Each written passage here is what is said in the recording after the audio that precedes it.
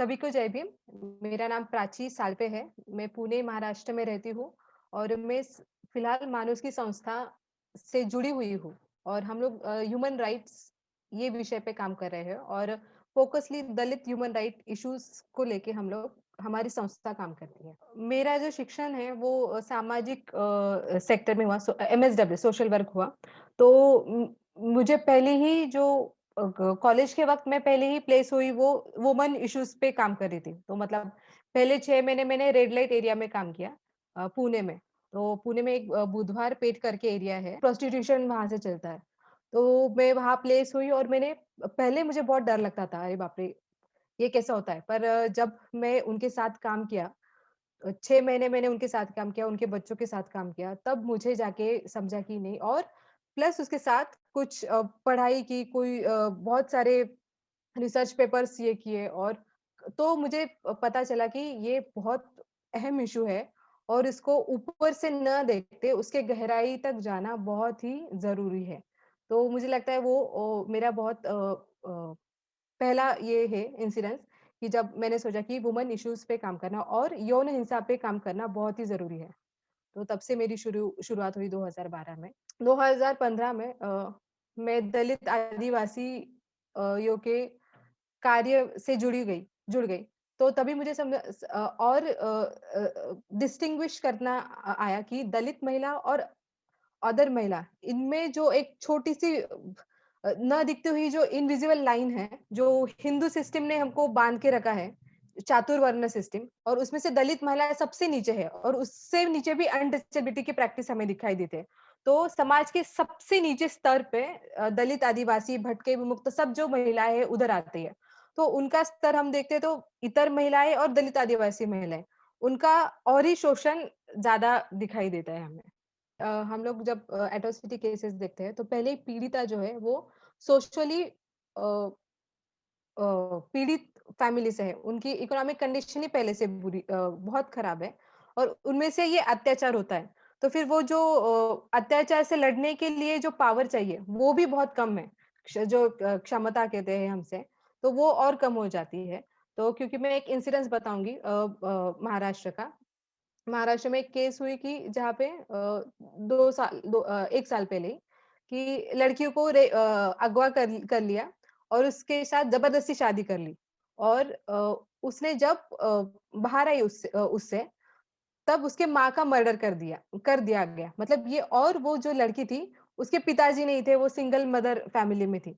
तो इससे क्या समझ आता है हमें जो एकदम शोषित लड़कियाँ हैं, पहले से ही पीछे रही है, जो निर्भर नहीं है अपने आप को ये करने के लिए, तो ऐसी लड़कियाँ लैंगिक शोषण से ज़्यादा पीड़ित हो जाती है। मैंने जब पुलिस के साथ बात की एक केस में, पुलिस के साथ, तो उन्होंने कहा कि अरे वो लड़की की ही इसमें अ अ, गलती है। तो ये रिस्पॉन्स हमें पुलिस के साथ एंगेज होने से मिलता है ये ऐसे केसेस में। और एक केसेस है कि गाँव वाले ही ये घर को ही बाहर निकालते हैं। तो उल्टा हो जाता है कि दलित आदिवासियों के साथ जब कोई घटना घटती है, तो उनको सपोर्ट मिलने से मिलता तो नहीं पर उनका उनको गाँव से बाहर निकाला जाता है। पुलिस सिस्टम में हमको डोमिनेंट कास्ट के पीपल मिलेंगे, जो विक्टिम विक्टिम को अपोज़ करते हैं और जिन्होंने दोष किया है उनको सपोर्ट करते हैं। जी। और एट्रोसिटीज़ में क्या हमको दिखाई देता है जो अत्याचार कर रहे हैं वो बहुत उनको पॉलिटिकल सपोर्ट बहुत ज़्यादा है। तो जी। वो उनको किसी का डर ही नहीं रहता। तो ये हमें बहुत सारे केसेस में दिखाई देता है। मतलब अभी एक केस ऐसी हुई पारधी समाज की महाराष्ट्र में। 1 साल पहले मतलब स 7-8 महीने पहले, कि उसमें एक पीड़िता थी। अ, उ उसको शादी करेंगे इस आशा पे उसके साथ ज़बरदस्ती सेक्सुअल लैंगिक अत्याचार हो गया उसपे। फिर वो और उसको धमकी दी गई कि तू तू किसी को बताना नहीं। जब वो लड़की 17 साल से कम थी। 17 साल की थी मतलब बालिका थी। और फिर उसने डर के मारे ये किसी को बताया नहीं और जब ये घटना उसने बताई बाहर पे जब वो प्रेग्नेंट हुई पर, तब उसने ये घटना बाहर बताई कि मेरे साथ ऐसा अत्याचार हो रहा है। और फिर जब फैमिली ने उसको प्रोवोक किया कि ठीक है अभी पुलिस केस दर्ज की, तो वो लड़की को माँ को वो जो लड़का था उसके पिता ने उसके साथ लैंगिक अत्याचार किया। तो मतलब इतना घिनौना केस हमको ये दिखाई देता है। और ये केस में क्या हुआ, ये पूरा जो गाँव था वो अ, जिन्होंने अत्याचार किया उनके साथ थे। तो ये हमें बहुत जगह ऐसा दिखाई देता है कि मतलब और ये केस के वजह से उन मज़दूर फैमिली को वो गाँव छोड़ना पड़ा। खैलांजी केस सभी को पता ही है महाराष्ट्र में जो हुई 2000 2006 में ये केस हुई। अ, तब जहाँ पे 17 साल की लड़की थी उस पे बहुत बुरी तरह से रेप कर दिया गया। और जो कोर्ट में कार्रवाई शुरू हो गई वो 2 साल के बाद शुरू हो गई। और वही अगर हम देखते हैं कि निर्भया केस में क्या हुआ, निर्भया केस में 9 महीने में कोर्ट की कार्रवाई शुरू हो गई और जो जिन्होंने अपराध किया उनको डेथ सेंटेंस मिला। पर इवन अ, य पर यही खैलांजी के प्रकरण में नहीं हुआ। पीड़िता को ना ना कि वो पीड़िता की फैमिली पूरी ये हादसे में चली गई और 2 साल पहले उसके पिता 2 या 3 साल पहले उसके पिताजी गुज़र गए। फिर भी वो केस में उनको जस्टिस नहीं मिला।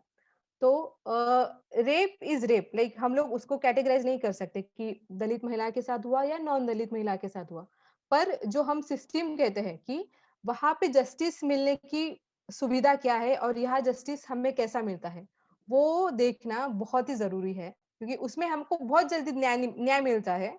पर जब हम लोग दलित आदिवासी विक्टिम के सर्वाइवर के साथ काम करते हैं, विक्टिम के साथ काम करते हैं, जो एक्सेस टू जस्टिस का जो पड़ाव है, वो बहुत ही डिफिकल्ट है। मतलब हर स्टेज पे पुलिस के साथ, एडमिनिस्ट्रेशन के साथ, जुडिशरी के साथ लड़ना पड़ता है हमें। रेप विक्टिम के लिए अलग से प्रोविज़न है। उन प्रोविज़न का इम्प्लीमेंटेशन बहुत सही तरीके से होना बहुत ज़रूरी है।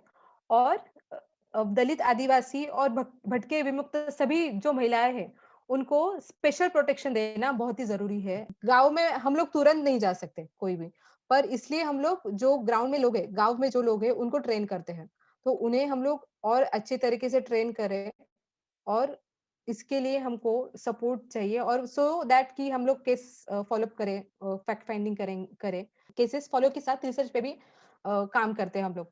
तो हमें ये दिखाई दिया कि 2016 में 160 रेप थे, 2017 में 222 रेप हो गए और 2018 में 313। मतलब ये जो रेप के केसेस है, महाराष्ट्र में बढ़ते ही जा रहे हैं, वो कम नहीं हो रहे। तो उसके लिए हम लोग दलित आदिवासी महिलाओं को स्ट्रेंथनिंग करने के लिए और लीगल सिस्टम में लाने के लिए उनका ट्रेनिंग और काउंसलिंग सेंटर के लिए काम कर रहे हैं। उनका जो स्पेशल काउंसलिंग होना चाहिए, उसके लिए हम लोग काम कर रहे हैं।